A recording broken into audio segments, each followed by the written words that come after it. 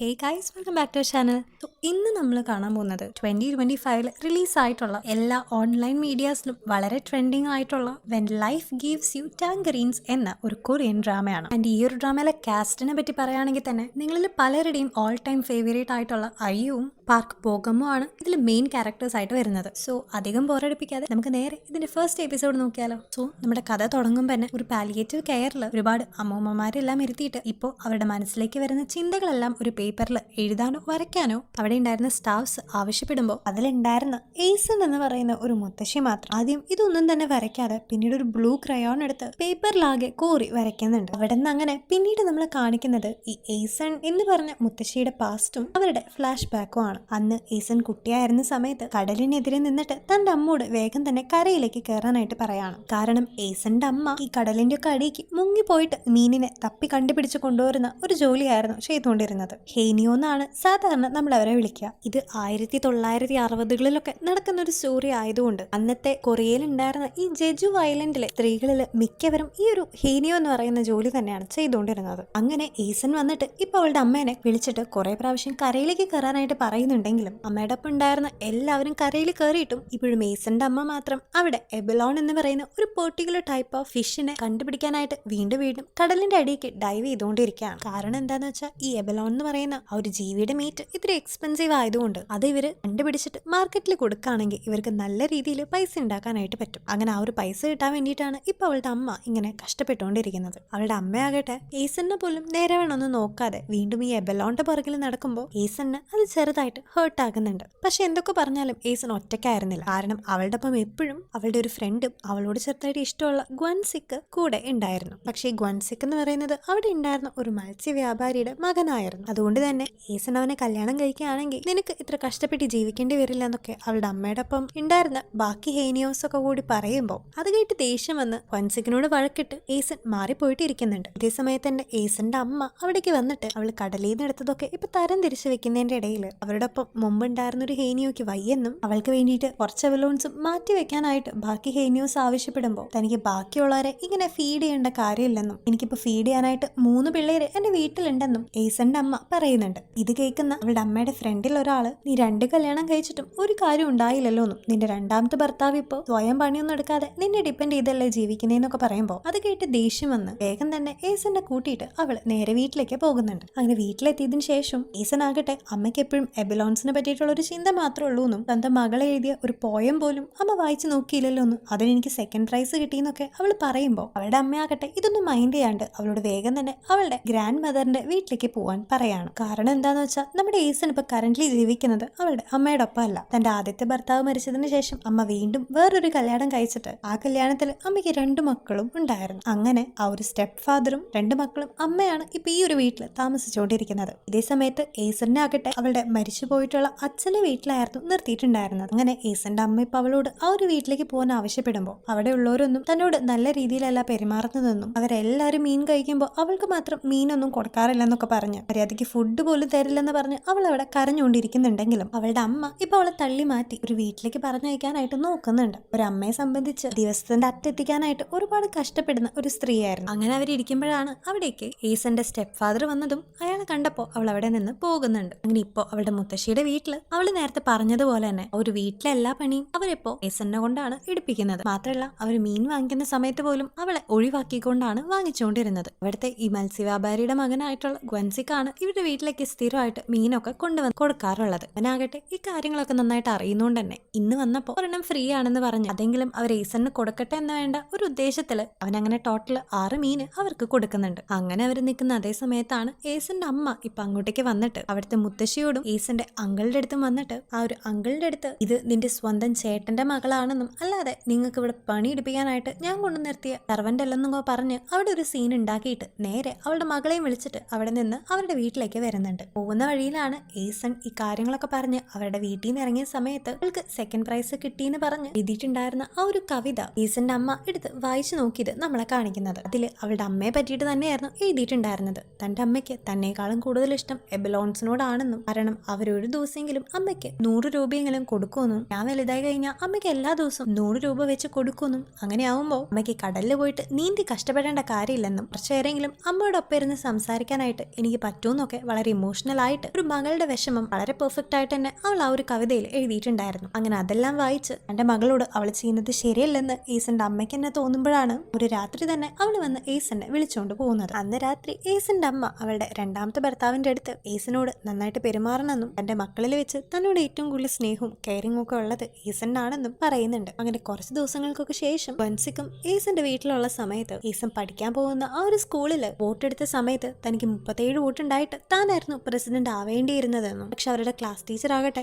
തന്റെ രണ്ടാമത്തെ സ്ഥാനത്ത് വന്നിരിക്കുന്ന 28 വോട്ട് മാത്രമുള്ള ഒരു കുട്ടീനെ പ്രസിഡന്റ് ആക്കിയിട്ട് ഈസനെ വൈസ് പ്രസിഡന്റ് ആക്കിയെന്ന് പറഞ്ഞിട്ട് തനിക്ക് ശരിക്കും അർഹതപ്പെട്ട ആ ഒരു പോസ്റ്റ് തനിക്ക് തന്നില്ലെന്ന് പറഞ്ഞ് ആകെ കരഞ്ഞുകൊണ്ടിരിക്കുമ്പോൾ അതിന്റെ പുറകിലുള്ള കാര്യം എന്താണെന്ന് ഈസന്റെ അമ്മയ്ക്ക് മനസ്സിലാകുന്നുണ്ട്. കാരണം ആ ഒരു ക്ലാസ് ടീച്ചർ വോട്ടിന്റെ ബേസിസിലായിരുന്നില്ല അവർക്ക് ഈ പോസ്റ്റുകളൊക്കെ കൊടുത്തിരുന്നത്. 28 വോട്ടുകളുള്ള കുട്ടിയുടെ പാരന്റ്സ് സൊസൈറ്റിയിൽ അത്യാവശ്യം വലിയ പൊസിഷനിൽ ഇരിക്കുന്ന ആൾക്കാരായതുകൊണ്ട് ഓരോ പൈസയും ഗിഫ്റ്റുകളൊക്കെ കൊടുത്തിട്ട് ഈ ക്ലാസ് ടീച്ചേഴ്സിനൊക്കെ കയ്യിലെടുത്ത് വെച്ചിരിക്കുകയാണ് ആ ഒരു റിച്ച് ആയിട്ടുള്ള പാരന്റ്സ്. അങ്ങനെ കാര്യം മനസ്സിലാക്കിയിട്ട് ഈസന്റെ അമ്മ ഒരുപാട് ഫീൽഡിലൊക്കെ കഷ്ടപ്പെട്ട് എന്റെ പ്രഗ്നന്റ് ആയിട്ടുള്ള ഒരു ഫ്രണ്ടിന്റെ അടുത്തൊക്കെ പോയിട്ട് അവളുടെ കയ്യിലുണ്ടായിരുന്ന ഒരു മുത്തുമാല വേറെ ഒരു ദിവസത്തേക്ക് ഒന്ന് ഇടാനായിട്ട് തരാനായിട്ട് അവളുടെ ഫീൽഡ് മൊത്തം തന്നെ അവള് ക്ലീൻ ചെയ്ത് കൊടുക്കുന്നുണ്ട്. അങ്ങനെ പിന്നീട് അങ്ങനെ കിട്ടിയ മുത്തുമാലയും അന്നത്തെ ഒരു ടൈമിൽ അത്യാവശ്യം റിച്ച് ആയവര് മാത്രം ഇടാറുള്ള ഒരു ഡ്രസ്സൊക്കെ ഇട്ടിട്ട് അവള് നേരെ ഈസന്റെ സ്കൂളിലേക്കൊക്കെ പോയിട്ട് അവരുടെ ക്ലാസ് ടീച്ചറെ കണ്ട് ക്ലാസ് ടീച്ചറിന് കുറെ ഗിഫ്റ്റുകളൊക്കെ കൊടുക്കുന്നുണ്ട്, കൂടെ കുറച്ച് പണവും. അങ്ങനെ അതിനുശേഷം അവൾ ഈസനായിട്ട് തിരിച്ചു വരുമ്പോഴാണ് അമ്മ എന്തിനാണ് എനിക്ക് വേണ്ടി ഇങ്ങനെയൊക്കെ ചെയ്തതെന്നും, ശരിക്കും വൈസ് പ്രസിഡന്റ് ആയാലും അതത്ര കുഴപ്പമുള്ള കാര്യമൊന്നും ആയിരുന്നില്ലെന്നും അവൾ പറയുമ്പോൾ വീണ്ടും ഈസൻ എത്രമാത്രമാണ് സ്വന്തം അമ്മേനെ കഷ്ടപ്പെടുത്താതെ അവൾ മനസ്സിലാക്കാൻ ശ്രമിക്കുന്നതെന്ന് നമുക്ക് തോന്നും. ഈ ഒരു സമയത്ത്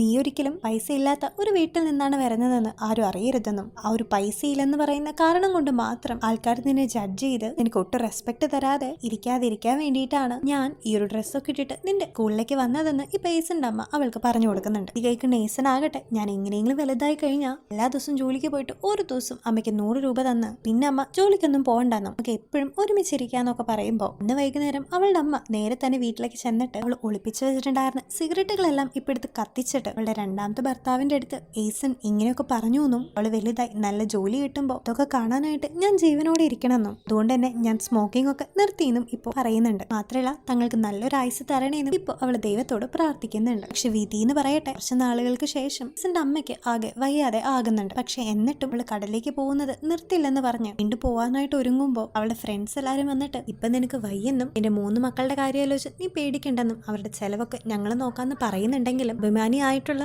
ഈസന്റെ അമ്മ അതൊന്നും കൂട്ടാക്കാതെ എങ്ങനെയെങ്കിലും താൻ കടലിലേക്ക് പോകുമെന്ന് പറയുമ്പോൾ എല്ലാം കേട്ട് വിഷമവും ദേഷ്യമൊക്കെ വന്നിട്ട് ഈസൻ അവളുടെ അമ്മ കടലിലേക്ക് പോകുമ്പോൾ ഇടാറുള്ള ആ ഒരു ഡ്രസ്സ് തന്നെ കത്തിച്ച് കളയുന്നുണ്ട്. എന്നിട്ട് അമ്മയുടെ ആ ഒരു അസുഖം കാരണം അമ്മയ്ക്ക് ഇനി ഡൈവ് ചെയ്യുന്നത് അത്രയും ഡേഞ്ചറസ് ആണെന്നും ഈ ഒരു ഡ്രസ്സ് ഇല്ലാതെ അമ്മയ്ക്ക് ഒരിക്കലും അങ്ങനെ പോകാനും പറ്റില്ലെന്ന് പറഞ്ഞ് അവൾ അവിടെ നിന്ന് പോകുന്നുണ്ട്. ഇതേ സമയത്ത് ഗ്വൻസിക്ക് അവളെ വന്ന് ആശ്വസിപ്പിച്ച് അവൾക്ക് ഫുഡെല്ലാം കൊടുക്കുമ്പോൾ നീ എന്നെ ഒരു ഭിക്ഷക്കാരിയായിട്ട് കണ്ടിട്ടാണോ ഇങ്ങനെ ഫുഡൊക്കെ കൊണ്ടുവരുന്നതെന്ന് പറഞ്ഞ് ആദ്യം അവർ തല്ലുകൂടുന്നുണ്ടെങ്കിലും പിന്നീട് ഒന്ന് റിലാക്സ്ഡ് ആയിട്ട് ഇന്ന് സംസാരിച്ചിട്ട് ഏറ്റവും അവസാനം അവൾ ഗ്വൻസിക്കിന്റെ അടുത്ത് ഞാൻ ഒരിക്കലും നിന്നെ കല്യാണം കഴിക്കില്ല എന്ന് പറയുന്നുണ്ട്. കാരണം അവൾക്ക് ഓൾറെഡി ഗ്വൻസിക്കിന് തന്നോട് ചെറിയൊരു താല്പര്യമുള്ളതായിട്ട് അറിയാമെങ്കിലും ഇവിടെ കിടന്ന് തന്റെ ജീവിതം നശിപ്പിക്കാതെ എങ്ങനെയെങ്കിലും സിയോൾ എന്ന് പറയുന്ന ആ ഒരു സിറ്റി ഏരിയയിലേക്ക് പോയി ഏതെങ്കിലും ജോലിയൊക്കെ കണ്ടുപിടിച്ച് അവിടെ ജീവിക്കാനാണ് അവൾക്ക് ഇഷ്ടം. കാരണം എപ്പോഴും അവളുടെ അമ്മേനെ കഷ്ടപ്പെടുത്തുന്ന ആ ഒരു ഓഷ്യനും ആ ഒരു ഐലൻഡും അവൾ വെറുത്തു പോയിട്ടുണ്ടായിരുന്നു.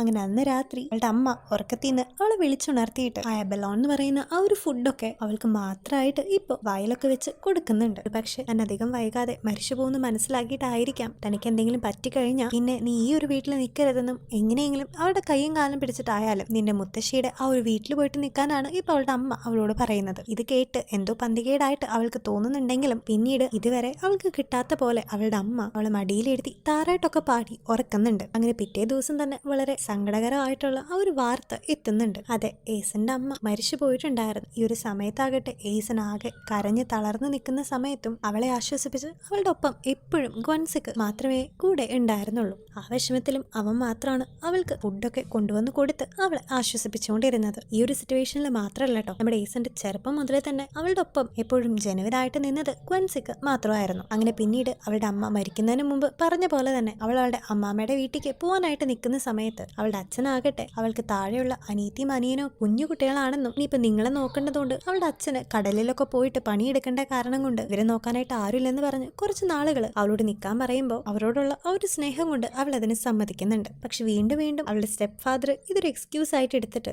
ഓരോ കാരണങ്ങൾ പറഞ്ഞ് അവളെ വീട്ടിൽ തന്നെ പിടിച്ചു നിർത്തിക്കൊണ്ടിരിക്കുകയാണ്. മാത്രമല്ല താൻ സിറ്റിയിലൊക്കെ പോയിട്ട് അധ്വാനിച്ച് പൈസയും കൊണ്ട് വരാമെന്നും അതുവരെ ഇവിടെയുള്ള കൃഷിയൊക്കെ നീ ചെയ്ത് സാധനങ്ങളൊക്കെ വിൽക്കുകയാണെങ്കിൽ ഞാൻ തിരിച്ചു വരുമ്പോൾ നിന്നെ അവിടെ പഠിപ്പിക്കാനായിട്ടുള്ള പൈസയായിട്ട് വന്നിട്ട് നിന്നെ അങ്ങോട്ട് പഠിപ്പിക്കാൻ വിടാന്നൊക്കെ പറയുമ്പോൾ അത് മാത്രം വിശ്വസിച്ച് അയാൾ പറഞ്ഞതുപോലെ അവള് അവിടുത്തെ നാടും കൃഷിയൊക്കെ നോക്കി കുറച്ചു നാൾ നിൽക്കുന്നുണ്ട്. ഈ ഒരു സമയത്തും ഗ്വൻസിക്ക് എപ്പോഴും അവളെ സപ്പോർട്ട് ചെയ്ത് കൂടെ ഉള്ളതായിട്ട് നമുക്ക് കാണാം. മാത്രമല്ല അവൾക്ക് ഗ്വൻസിക്ക് ഒരു ഹെയർ ബാൻഡ് സമ്മാനമായിട്ടും കൊടുത്തിട്ടുണ്ടായിരുന്നു. അങ്ങനെ പിന്നീട് അവർ രണ്ടുപേരും കൂടിയിട്ട് കഷ്ടപ്പെട്ട് അധ്വാനിച്ച് ഉണ്ടാക്കിയെടുത്ത ക്യാബേജസ് ഒക്കെ ഇപ്പൊ മാർക്കറ്റിൽ വിൽക്കാനായിട്ട് വെക്കുന്നുണ്ട്. പണ്ട് മുതലേ തന്നെ ഗ്വൻസിക്ക് വിറ്റുകൊണ്ടിരുന്ന മീനിന്റെ അപ്പുറത്ത് തന്നെയായിട്ട് ഗ്വൻസിക്ക് അവൾക്കും ഇത്തിരി സ്ഥലം കൊടുത്തിട്ട് രണ്ടുപേരും കൂടി ഒരുമിച്ചാണ് വിൽക്കാനിരിക്കുന്നതെങ്കിലും ലിറ്ററലി പറയുകയാണെങ്കിൽ ഏസന് അവിടെ പ്രത്യേകിച്ച് പണിയൊന്നും ഉണ്ടായിരുന്നില്ല. അവൾ എപ്പോഴും ഒരു ബുക്ക് വായിച്ചിരിക്കുമ്പോൾ അവളുടെ ക്യാബേജസ് ഒക്കെ വാങ്ങിക്കാനായിട്ട് ആവശ്യപ്പെടുന്നതും അത് വിൽക്കുന്നതൊക്കെ ഗ്വൻസിക്ക് തന്നെയായിരുന്നു. ഈ ഒരു സമയത്ത് സ്വന്തമായിട്ട് ഇരിക്കാനായിട്ട് ഒരു സ്ഥലം പോലും ഇല്ലെങ്കിലും അവൾക്കായിട്ട് ഗ്വൻസിക്ക് നല്ലൊരു ചെയർ പോലും ഇട്ട് കൊടുത്തിട്ടുണ്ടായിരുന്നു. അങ്ങനെ ഒരുപാട് കാലങ്ങൾ കഴിഞ്ഞ് അവർ വലുതായപ്പോഴും ഈ പതിവ് തന്നെ അവിടെ കണ്ടിന്യൂ ചെയ്ത് പോയിക്കൊണ്ടിരിക്കുകയായിരുന്നു. അങ്ങനെ ഇരിക്കെ ഒരു ദിവസം ഈ കാര്യങ്ങളൊക്കെ അറിഞ്ഞിട്ട് ഗ്വൻസിക്കിന്റെ മുത്തശ്ശി അവിടെ വന്നിട്ട് വലിയൊരു പ്രശ്നമൊക്കെ ഉണ്ടാക്കുന്നുണ്ട്. കാരണം ഈ ഗ്വൻസിക്ക് എന്ന് പറയുന്നത് അവിടെ ഉണ്ടായിരുന്ന ഒരു മത്സ്യവ്യാപാരിയുടെ മകനായതുകൊണ്ട് ഒരു അത്യാവശ്യം ഒരു റിച്ച് ബാക്ക്ഗ്രൗണ്ടിൽ നിന്ന് വരുന്ന ഒരാളായിരുന്നെങ്കിൽ അച്ഛനും അമ്മ ഇല്ലാത്ത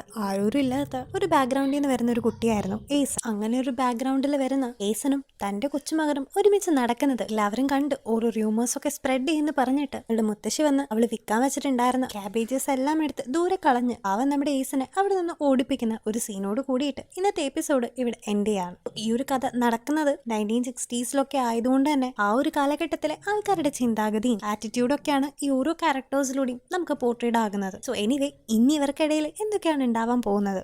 ഏസന്റെ ആഗ്രഹം പോലെ അവൾ ഇനി സിയോളിലേക്ക് പോയിട്ട് അവിടെ ആരെങ്കിലും മാരേജ് ചെയ്യോ, അതും നമ്മുടെ ഗ്വൻസിക്കിനെ തന്നെയാണോ മാരേജ് ചെയ്യുന്നതെന്നൊക്കെ ഇനി വരുന്ന എപ്പിസോഡിൽ കൂടെ നമുക്ക് കാണാം. സോ ഈ ഒരു ഡ്രാമ നിങ്ങൾക്ക് ഇഷ്ടപ്പെടുകയാണെങ്കിൽ ഞങ്ങളുടെ ചാനൽ സബ്സ്ക്രൈബ് ചെയ്യാനും വീഡിയോ ലൈക്ക് ചെയ്യാനും മറക്കരുത്. സോ അടുത്ത എപ്പിസോഡായിട്ട് നാളെ വീണ്ടും കാണാം. Till then take care, bye bye.